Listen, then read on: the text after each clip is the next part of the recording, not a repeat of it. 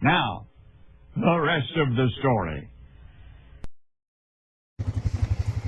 Alright, well, I haven't done a video in a while, and big reason being is because I've been busy. Harvesting? No.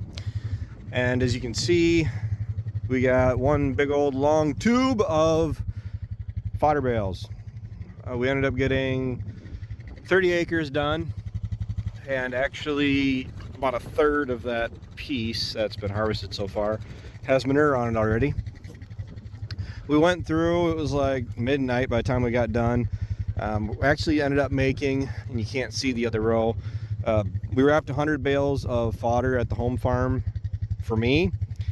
These things, of course this is where the rain hasn't gotten it, these things are actually, like, I'd say feed quality.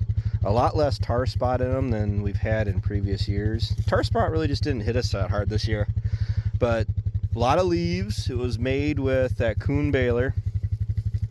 And when it was combined, it got hit with the 4155 Rhino mower. Then ran through that coon baler, which we didn't run the knives on all of them. I think a lot of it was more like just a trial. But the stuff was still really, really tough. Like these stalks, they are actually pretty lively yet for having been combined a week before we baled these. And we managed to get it all made before this rain that they were calling for. And my intentions are, I'm gonna put this in for feed for my cattle. Kind of like a cheap silage, not ideal. I'm putting supplement in for them too, don't get me wrong. But the hay quality that I got from down at the valley is variable to the point where at least I can get a bunch of corn fodder made and have something that I can fall back on. And you guys see that cow standing there all by her lonesome?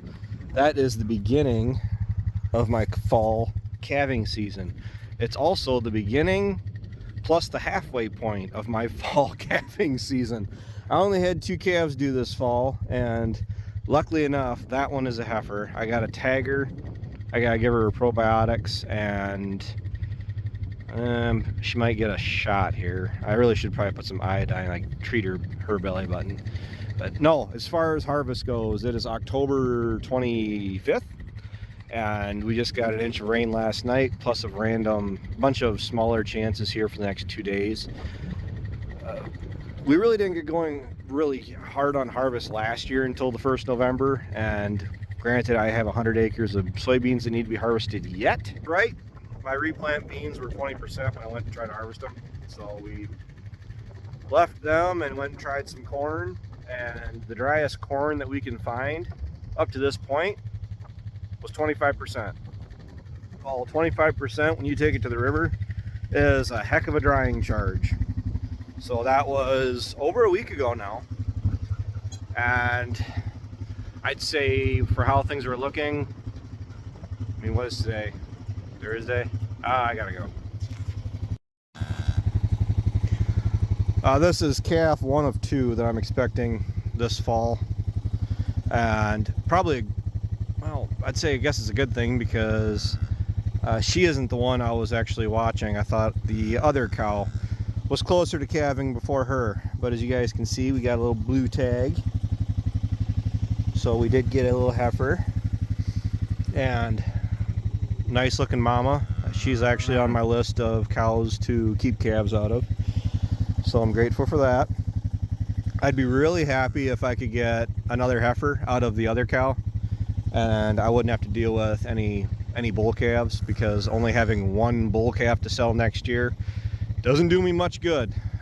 Quite honestly, he'd probably end up in the freezer. But 2 heifer calves are really easy to manage because I'll just put them in the heifer lot, and when they're ready to be put in with the bull, they're ready. But they're always nice when they're young like this. They're naive enough to think that I'm just a big friend, which I am. I'm a nice guy, right?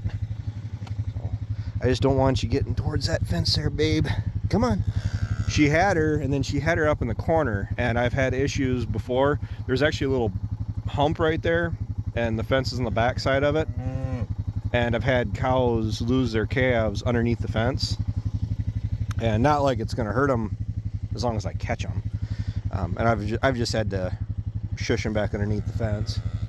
The only thing is I try to do with the tags is get them in the center of the ear, otherwise they grow up wonky. We can go look at mom real quick. Blue 62, I was actually watching for Blue 79.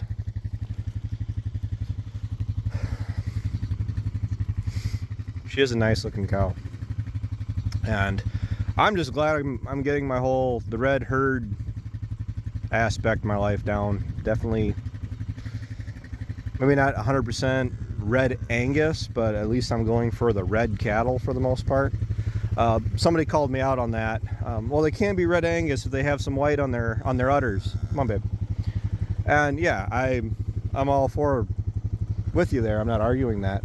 I guess I need to just rephrase what I say is I like, red cattle, and generally the red Angus is a pretty big part of my herd. I mean, she is red. There is no white on her, but I do have a handful that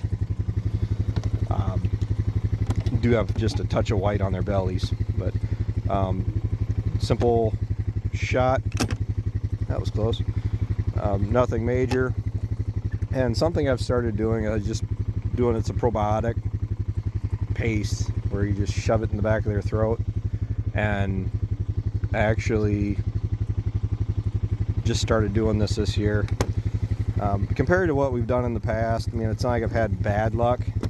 I'd say my biggest issue is if it's a mineral issue, there's something my calves aren't getting, or my cows aren't getting, because the calves look all right through here, and then it just seems like they get to 3 or 4 months old and they just kind of stall out. And giving the protein tubs, and I got a bunch of granular salt, trace salt for the calves I got in the calf lot, because I weaned my calves off, or my mom weaned my calves off for me, and they seem to really be taken to it. So something I'm probably going to be doing next year is setting up a creep panel and having an area that my calves, exclusively my calves, can get into protein lick tub and all the minerals and everything else that they could possibly want. So, I mean, feed is generally not an issue for these guys.